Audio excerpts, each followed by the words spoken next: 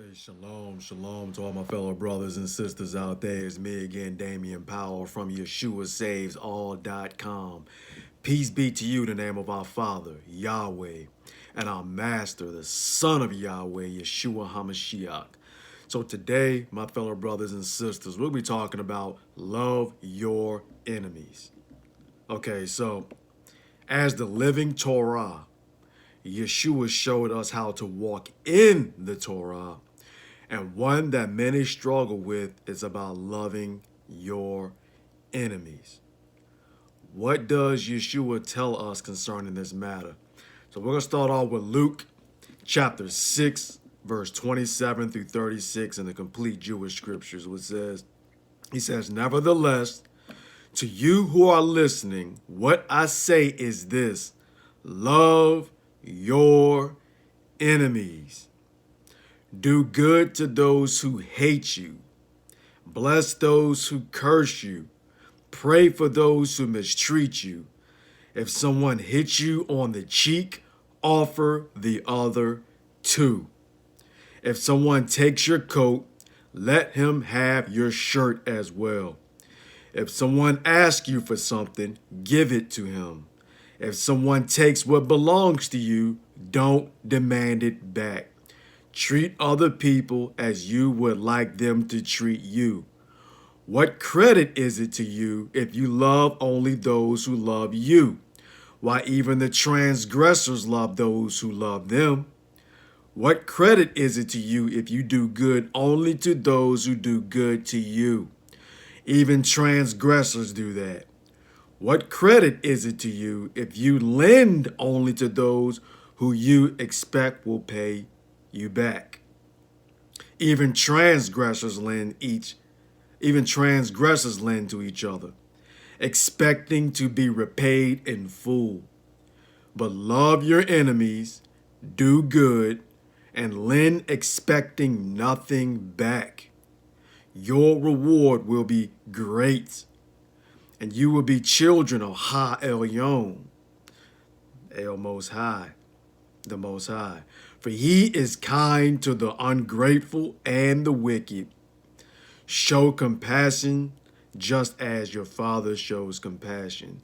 So I've heard it said, where in the Torah does it say to love your enemy or to do good to them?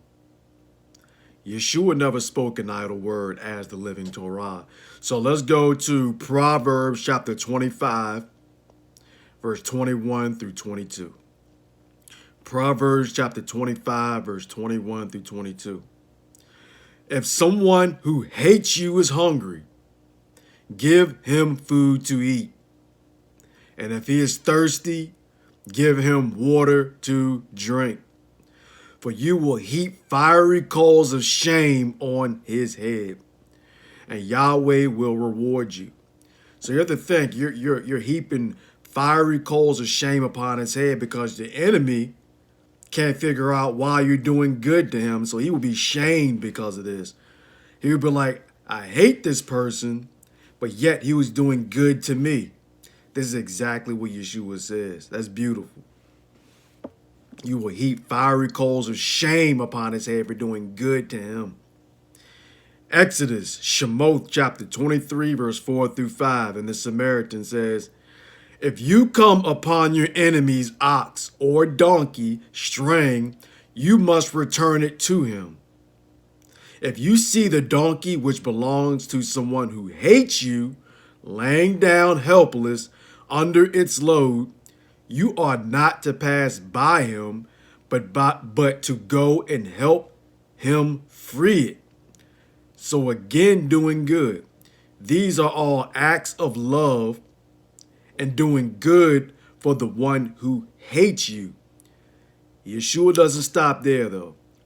He goes on to give an example that no one would be able to refute by using a situation they were all familiar with. Okay, so let's go to it. It's found in Luke chapter 10, verse 25 through 37 in the complete Jewish scriptures. Luke chapter 10, verse 25 through 37.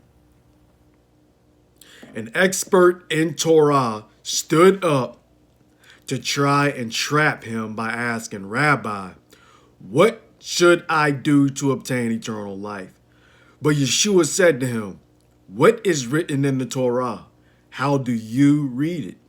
He answered, you ought to love Yahweh your Elohim with all of your heart, with all of your soul, with all of your strength, and with all of your understanding, and your neighbor as yourself. That is the right answer, Yeshua said. Do this, and you will have life. So again, keep the commandments, right? And you will have life. But he, wanting to justify himself, said to Yeshua, and who is my neighbor? Taking up the question, Yeshua said, a man was going down from Jerusalem, to Jericho, when he was attacked by robbers. They stripped him naked and beat him up, then went off, leaving him half dead. By coincidence, a priest was going down on that road, but when he saw him, he passed by on the other side. Likewise, a Levite who reached the same place saw him also, passed by on the other side. But a man from Samaria, a Samaritan, who was traveling, came upon him, and when he saw him, he was moved with compassion. So he went up to him, put oil and wine on his wounds, and bandaged him. Then he set him on his own donkey, brought him to an inn, and took care of him. The next day he took out 2 days' wages, gave them to the innkeeper, and said, look after him, and if you spend more than this, I'll pay you back when I return. Of these three, which one seems to you to have become the neighbor of the man who fell among the robbers? He answered, the one who showed mercy toward him. Yeshua said to him, you go and do as he did. Hallelujah. That's powerful. So let's break this down. The message that Yeshua was conveying is twofold, as he is telling this Torah expert not only to love his neighbor, who is anyone who is in need, but also to love his enemies. Okay? Also to love his enemies, which we saw from Luke chapter 6, verse 32 through 36. The man passing through Jerusalem to Jericho was a Jew, a Yehudi, and the one who helped him was a Samaritan. This makes complete sense when we understand that the Jews and the Samaritans hated each other, okay? So let's go to John chapter 4, verse 5 through 9. I'm going to read it from the Hebrew manuscript. John chapter 4, verse 5 through 9. So Yeshua came into a part of Samaria, which is called Sychar, near the place which Jacob gave to Joseph, his son, and the spring or the fountain of Jacob was there. So Yeshua, being weary because of the way, sat by the spring, and it was about the 6th hour of the day, so it was about noon. Then a woman came to draw waters. So Yeshua said to her, give me some water to drink. Now his disciples went into the city to buy some food. Then that Samaritan woman said to him, you are a Jew. Do you ask of me to give you water to drink while I am a woman from a place of Samaria? For the Jews do not hold company with the Samaritans. Okay, that's the first clue. Now let's go to John chapter 8, verses 48 through 49. So the Jews answered and said, do not we rightfully say that you are a Samaritan? You have some of Hashatan, Satan, right? Yeshua answered, there is not a demon in me, but I honor my Father while you despise me. You see, they called him a Samaritan. You can see how they looked at a Samaritan. Yeshua says, you despise me, right? Now let's go to, and Yeshua was a Jew. King of the Jews, from the tribe of Judah, by the way, if you make that connection. Now let's go to Luke chapter 9, verse 51 through 56 in the Aramaic. As it happened, when the days to go up on his journey were fulfilled, he set his face to go to Jerusalem.